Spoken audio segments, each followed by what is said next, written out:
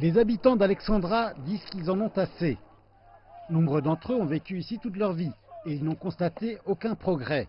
Les routes qui mènent à leur bidonville sont barricadées de rochers, de débris et de pneus en feu, ce qui restreint le mouvement des véhicules et des personnes. Alexandra est supposée avoir été redéveloppée, mais jusqu'à présent, rien n'a changé. Les gens prennent les armes. Les baraques sont érigées partout dans Alexandra. Il n'y a aucun espace pour marcher. Les enfants n'ont nulle part où jouer. Nous autres, les Noirs qui vivons dans le bidonville, nous souffrons.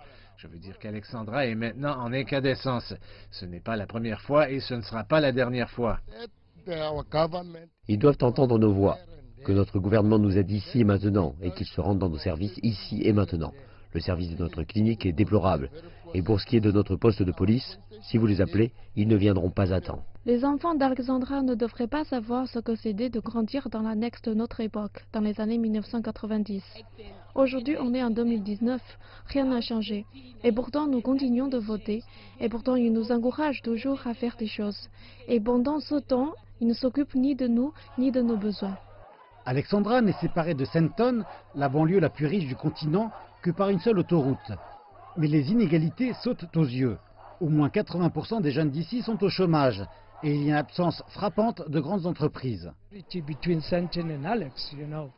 Si vous considérez les disparités entre Sandon et Alex, elles sont extrêmes.